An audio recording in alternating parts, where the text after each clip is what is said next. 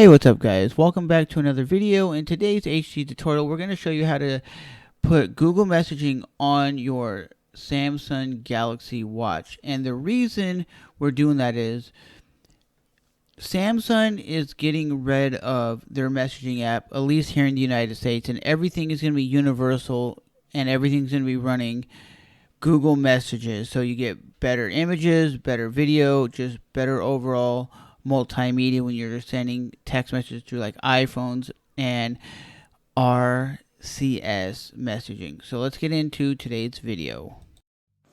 So what you're going to do is click on the Google Play Store, and as you can see, I typed up Google Messages. As you can see, it's kind of hard to type on this little keyboard. I haven't installed it yet on my watch, so we're showing you exactly what to do.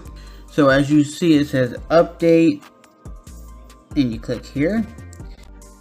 So with the Google messaging app, it's going to allow you to send high quality images, high quality photos through iPhone, Android. Have you open up your phone and then click update, and it immediately updates quickly. So you go here, and it says to display or reply to chat, Google Messages needs to access your phone, SIM card, and contacts. And there's the permissions, and you're gonna click allow. Everything should work and work the way it's supposed to. So like I said, when you are installing it, there will be a spot that says download from your phone, or it'll say open phone, and then it'll bring you to the Google Play Store so you can actually start downloading it. And then all you have to do is allow it to have permissions to your contacts, and now you can start and receive messages through your watch.